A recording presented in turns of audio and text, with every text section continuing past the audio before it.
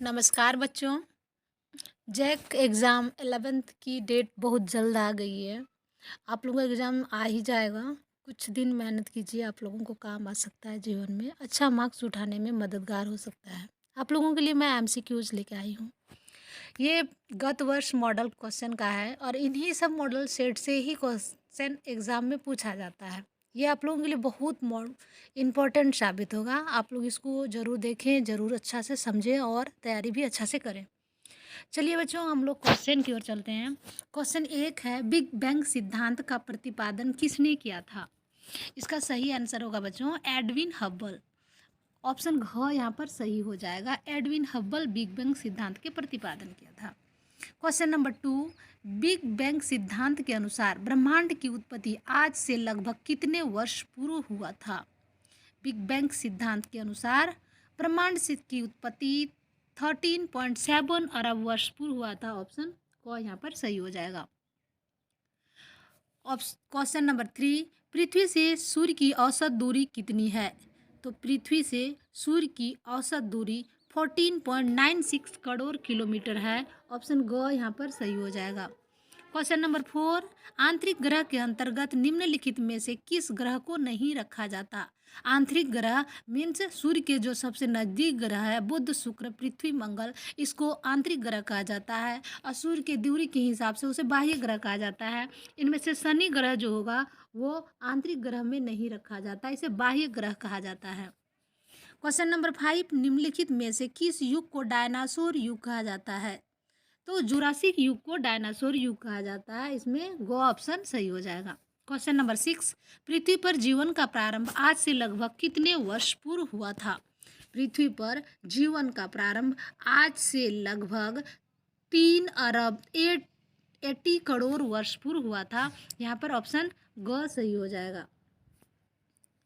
Question number 7, निम्नलिखित में से कौन सी गैस सौर विकिरण के लिए पारदर्शी जबकि पार्थिव विकिरण के लिए अपारदर्शी होता है? इसका आंसर होगा कार्बन डाइऑक्साइड।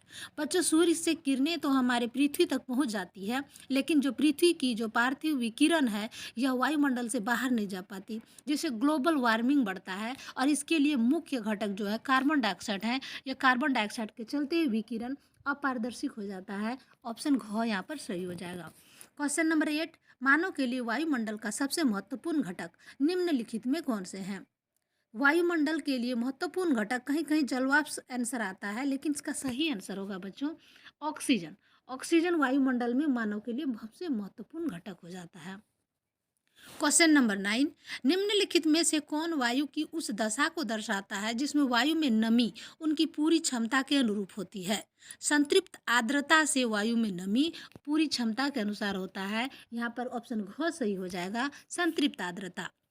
क्वेश्चन नंबर 10, पृथ्वी की लगभग 50% वनस्पति प्रजातियां किस प्रकार के वन में पाई जाती है? तो उष्णकटिबंधीय वर्षा वन में 50% वनस्पति प्रजातियां पाई जाती है। ऑप्शन ग सही हो जाएगा। क्वेश्चन नंबर 11, संकटग्रस्त पौधों और जीवों की प्रजातियों तथा उनके संरक्षण के लिए रेड डाटा सूची किनके द्वारा जारी किया जाता है? यहाँ ऑप्शन है संयुक्त राष्ट्र संघ, यूनेस्को, अंतर्राष्ट्रीय श्रम संगठन, अंतर्राष्ट्रीय स्वास्थ्य संगठन। इनमें से चारों ऑप्शन इनका सही आंसर नहीं है, यहाँ मिस प्रिंट है बच्चों, इसलिए आप लोगों को जान लेना होगा कि इसका सही आंसर होगा IUCN। IUCN, इसका फुल फॉर्म आप लोग नोट कर लीजिए, international union for conservation of nature. Hindi में इसका नाम है अंतर्राष्ट्रीय प्रकृति संरक्षण संघ। तो ये होगा रेड डाटा सूची जारी करने वाले संगठन। इनमें से चारों ऑप्शन मिसप्रिंट है, सही नहीं है। तो चलिए बच्चों, क्वेश्चन 12 की ओर चलते हैं।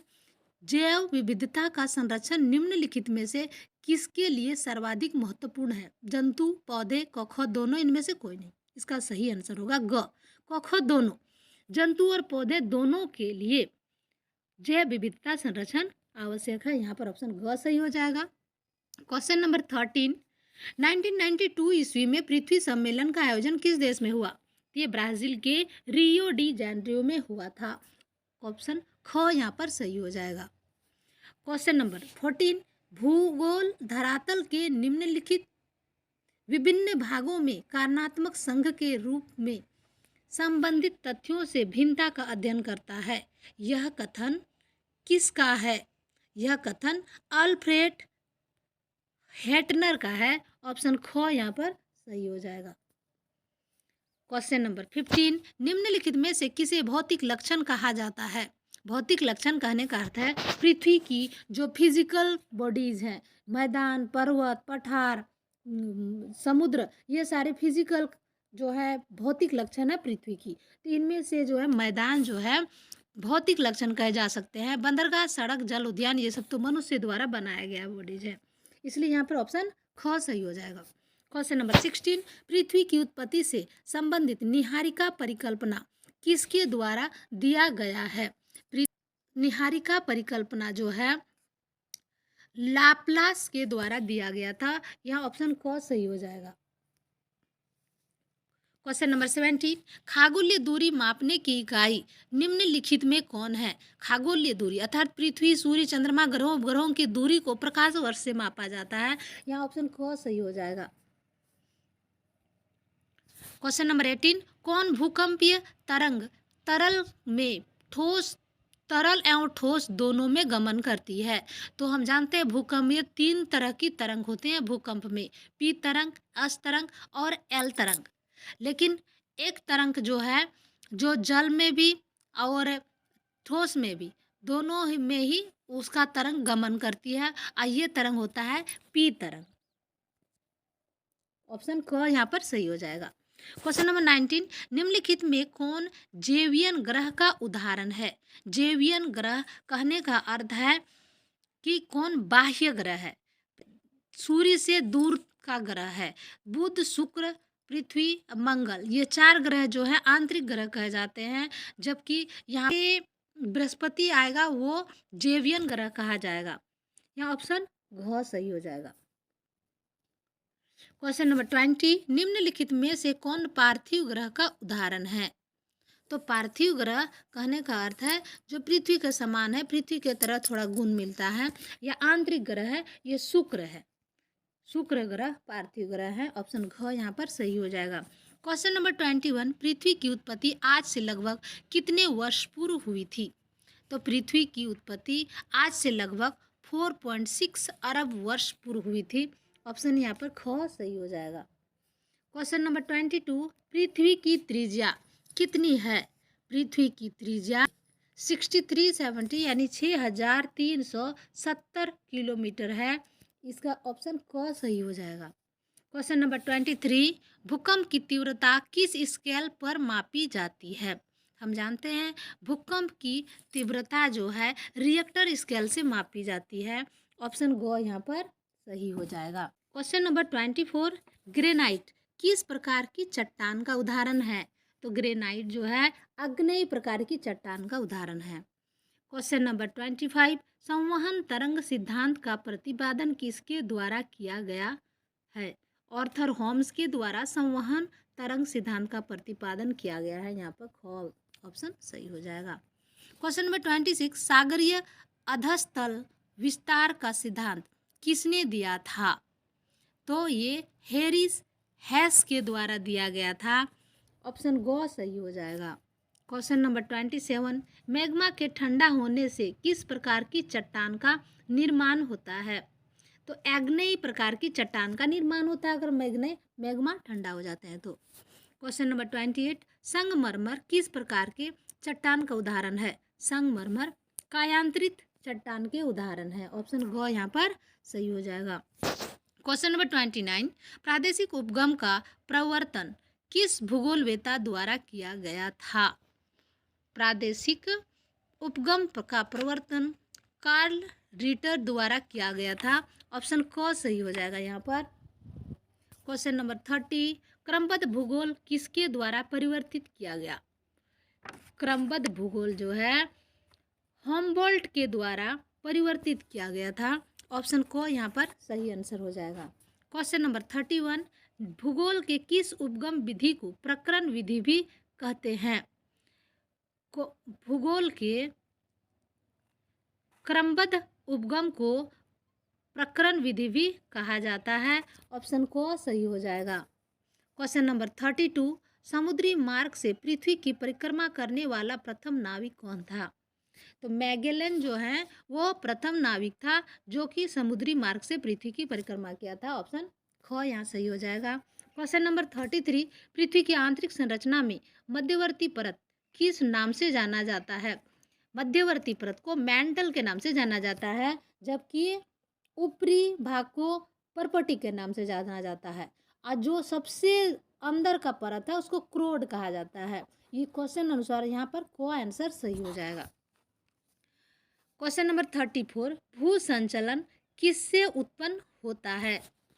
भू संचलन बच्चों वायु दाब पृथ्वी की आंतरिक शक्तियों से उत्पन्न होती है। ऑप्शन घ सही हो जाएगा यहाँ पर।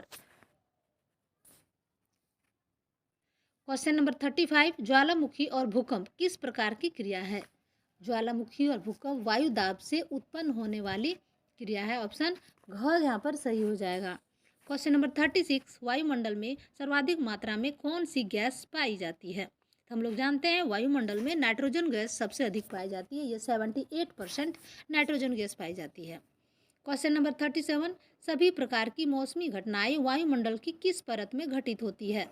हम जानते हैं पृथ्वी की सबसे निचली जो वायुमंडल की परत है वह क्षोभ मंडल है। अब मौसम संबंधी जितने भी घटनाएं होती है क्षोभ मंडल में ही घटित होती है। ऑप्शन ग यहाँ पर सही हो जाएगा।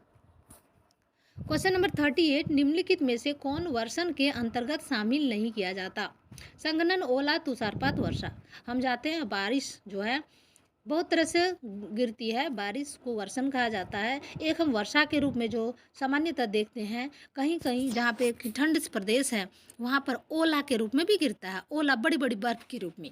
और वहीं तुषारपात जहीं बर्फ रुई की तरह फाहों में बदलकर गिरती है, और उन सब वर्षण का प्रकार है, जबकि संघनन वर्षण का प्रकार नहीं आता, वर्षण के अंतर्गत नहीं आता। ऑप्शन क सही हो जाएगा। क्वेश्चन नंबर 39, विश्व पर्यावरण दिवस कब मनाया जाता है? विश्व पर्यावरण दिवस जो है 5 जून को मनाया जाता है। और ये वेरी वेरी इंपॉर्टेंट क्वेश्चन है, कंपटीशन में भी ये क्वेश्चन जरूर पूछा जाता है। क्वेश्चन यहाँ पे ऑप्शन ग सही हो जाएगा। निम्नलिखित में से कौन जीव मंडल को प्रदूषित कर रहा है? तो पेड़ पौधे तो हमारे जीव मंडल को प्रदूषित नहीं कर रहे, ना ही कृषि विकास से प्रदूषित हो रहा है, कृषि भी पेड़ पौधे उत्पन्न किए जाते हैं। जलवायु परिवर्तन तो प्रदूषित का अंग है। यहाँ पर हम देखते हैं औद्योगिक विकास से जीव मंडल को प्रदूषित कर रहा है, ऐसे जलवायु परिवर्तन भी हो रहा है। यहाँ पर ऑप्शन क्या हो जाएगा? ग यहाँ पर सही हो जाएगा। इस प्रकार बच्चों हम लोग देखते हैं, जो कि वेरी वेरी इंपॉर्टेंट क्वेश्चन था, आप लोगों के एग्जाम में आने की बहुत संभावनाएं हैं, इन्हीं सबसे क्वेश्चन को पूछा ही जाता है। इसलिए आप लोग इस क्वेश्चन को अच्छे तरह से तैयार कर लीजिए और चैनल को ज़रूर सब्सक्राइब कीजिए बच्चों, ताकि अब मैं तो कुछ मांग नहीं रही, लेकिन चैनल के लिए ज़रूरी होता है कि सब्सक्राइब भी बढ़ता जाए, ताकि बहुत से बच्चों के पास ये वीडियो पहुँचे और लाभान्वित हो। थैंक यू बच्चों।